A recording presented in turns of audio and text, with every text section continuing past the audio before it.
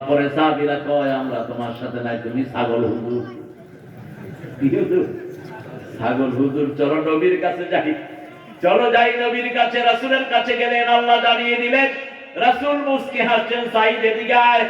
তোরে কে বলেছে কোরআন শরীফ দিয়ে ফু দিলে ভালো হয়? তিনি বললেন, যেটা দিয়ে রূহ ভালো হয় সেটা দিয়ে শরীরও ভালো হতে পারে, আমি নিজের থেকেই করেছি।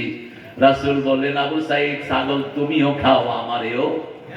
আর তাবিজের পয়সা তো অধিকাংশ দেয় না, দেয় দেয় দেয় না। আপনি ফু দিবেন, ফুর আগে বলবেন ফুতে যদি ভালো হয় পয়সা হলে 1 লাখ চাইবে।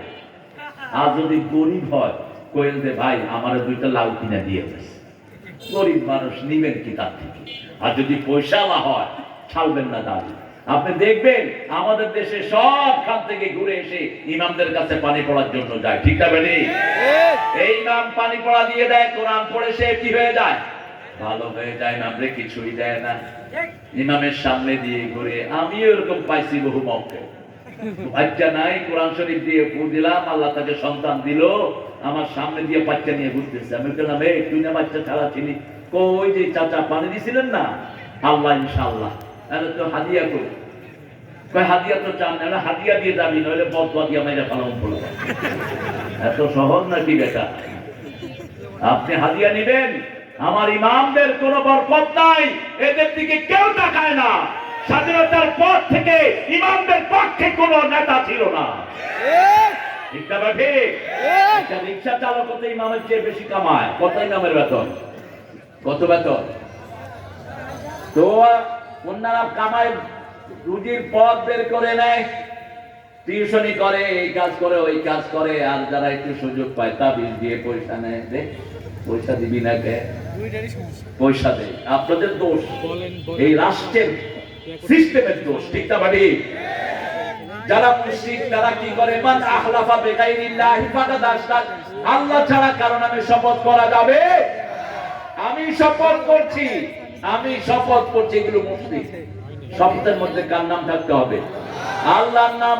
বিদ্যার কসম, বোর কসম, খাওয়ার কসম, এগুলো যারা বলবে তারা মুশরিক। তারা কি মুশরিক? আবার আল্লাহ ছাড়া যে নিজেরা আইন বানায় তারা কি? আরো জোরে বলেন। আমার আল্লাহ শিক্ষানীতি দিচ্ছে, তুই বাঙালি কেন? তুই শিক্ষানীতি বাঙালি কেন? আমার আল্লাহ সেনাবাহিনী নীতি দিয়েছেন, তুই বেড়া বেড়ি একসাথে করলি কেন? ঠিক না বেটি? মেয়েরা মেয়েদের জায়গায় থাকুক, অসুবিধা নাই, কিন্তু এখন পুরুষ আর সেনাবাহিনীর মধ্যে, পুলিশের মধ্যে বেড়া আর বেড়ি একসাথে ডিউটি করে কিনা? কথা বল না কেন? কে করবে এটা সুরাহা? যেই বাবারা দিয়েছো, তুমি দায়ুসের কাতারে উঠবে কিয়ামতের ময়দানে। ওই মেয়ে প্রতিটা হিসেবে উঠবে কিয়ামতের ময়দানে।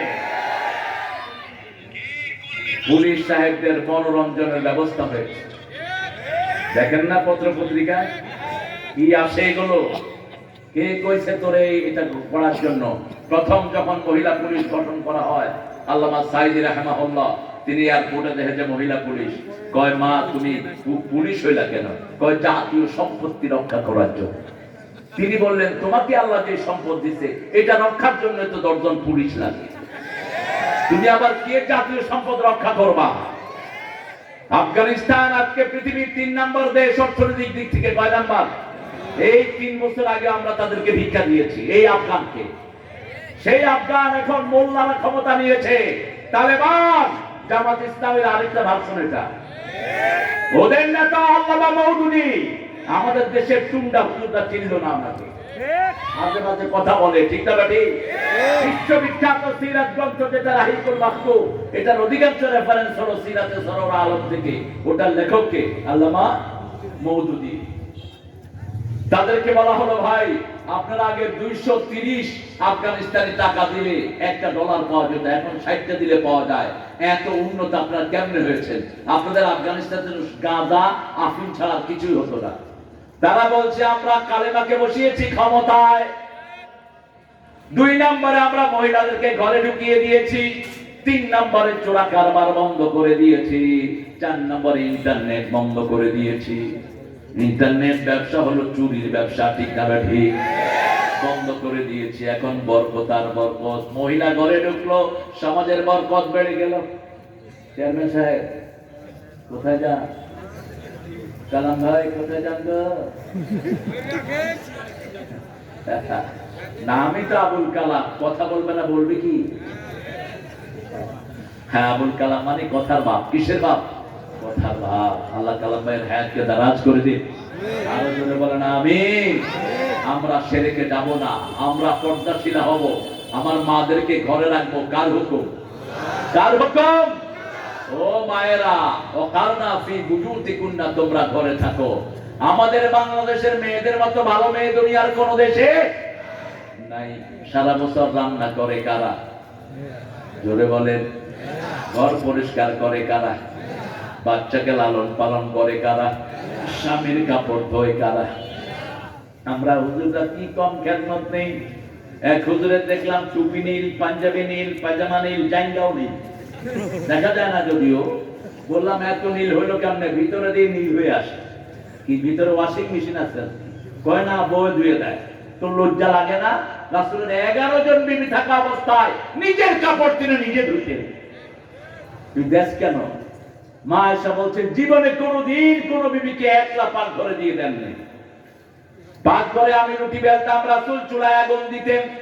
আমি রুটি বানাতাম, রাসূল ছেঁক দিতেন, অথবা রাসূল বানাতেন, আমি ছেঁক দিতাম।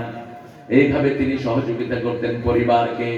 সেরে কাছে যেখানে মহিলাদের মর্যাদা নাই, সেখানে মুশরিকরা মেয়েদেরকে জীবন্ত কবর দেয়।